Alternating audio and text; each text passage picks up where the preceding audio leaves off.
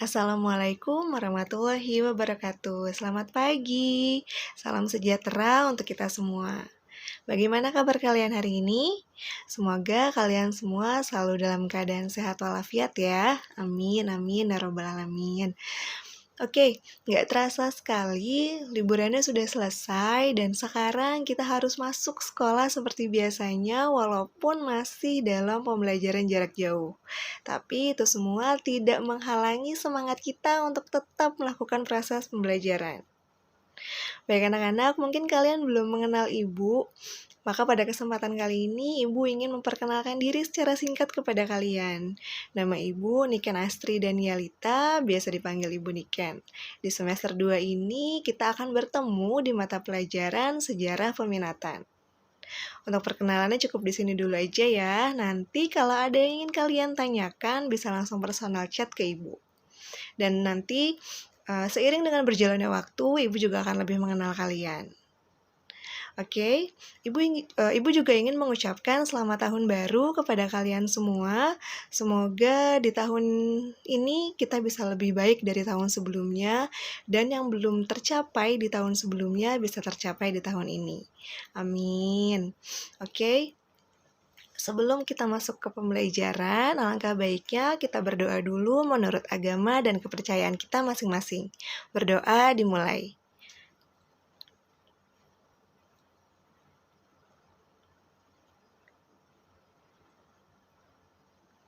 Berdoa selesai.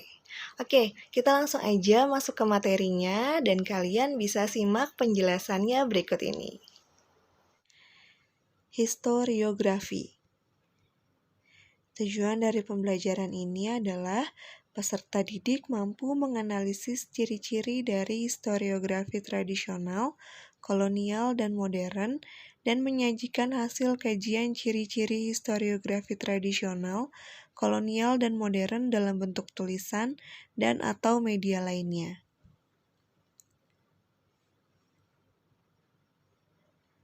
Di sini ada pengertian, kemudian ada historiografi tradisional, contoh karya historiografi tradisional, karakteristik historiografi, historiografi kolonial, dan historiografi modern.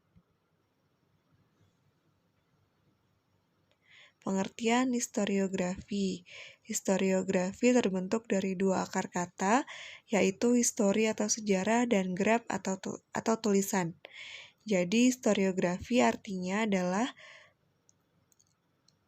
tulisan sejarah, baik itu bersifat ilmiah, problem oriented maupun yang tidak bersifat ilmiah, no problem oriented. Problem oriented artinya karya sejarah itu ditulis bersifat ilmiah dan berorientasi kepada pemecahan masalah atau problem solving, yang tentu saja penulisannya menggunakan seperangkat metode penelitian. Sedangkan yang dimaksud dengan no problem oriented adalah karya tulis sejarah yang ditulis tidak berorientasi kepada pemecahan masalah dan ditulis secara naratif dan tidak menggunakan metode penelitian. Arti historiografi menurut Louis Gottschalk.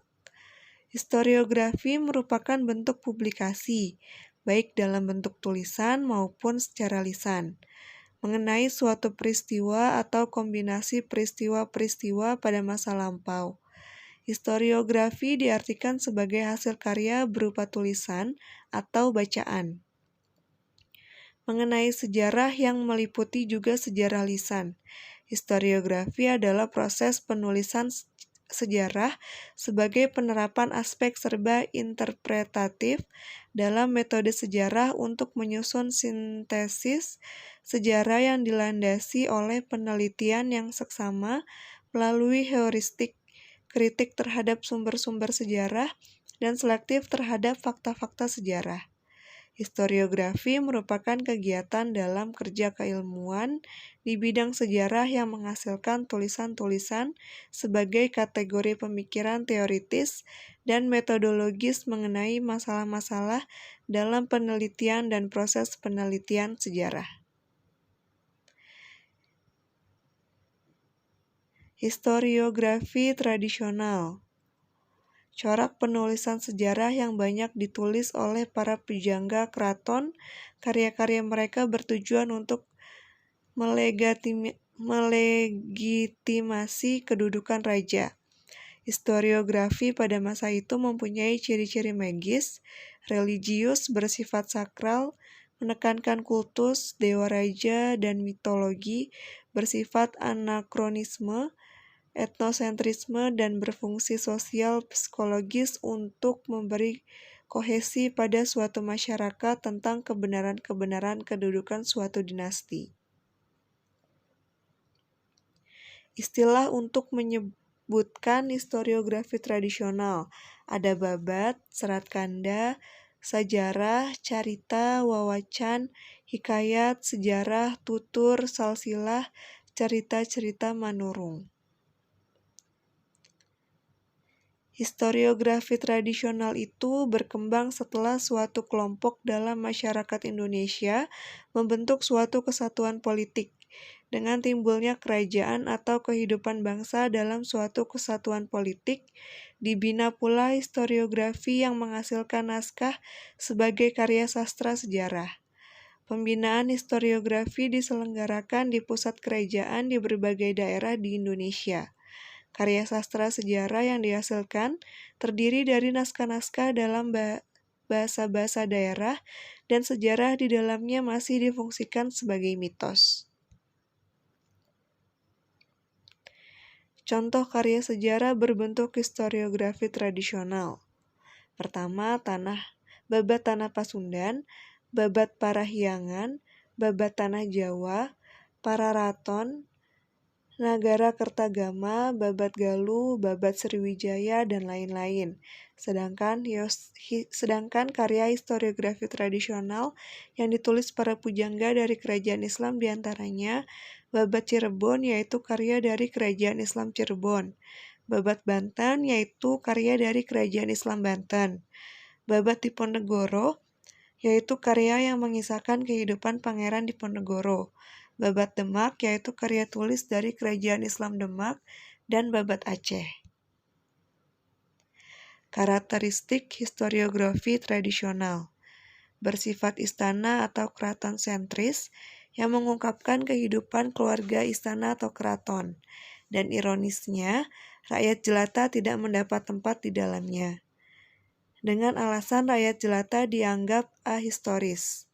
Bersifat religio magis, seorang raja ditulis sebagai manusia yang memiliki kelebihan secara batiniah, kekuatan gaib, agar seorang raja mendapat apresiasi yang luar biasa di mata rakyatnya, sehingga rakyat takut, patuh, dan mau melaksanakan perintahnya.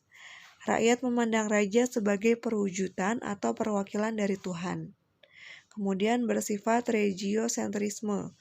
Cerita sejarah berpusat pada kedudukan sentral raja, sehingga menimbulkan raja sentrisme, babat Cirebon, Bugis, dan babat Banten. Bersifat etnosentris, artinya dalam historiografi tradisional ditulis dengan penekanan pada penonjolan atau egoisme terhadap suku bangsa dan budaya yang dalam wilayah kerajaan.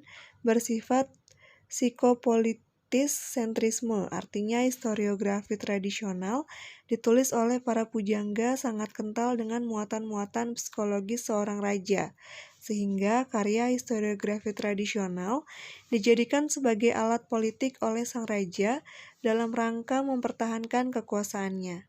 Tidak perlu terlampau heran kalau karya historiografi tradisional oleh masyarakat setempat dipandang sebagai kitab suci yang di dalamnya penuh dengan fatwa para pujangga dalam pengabdiannya terhadap sang raja.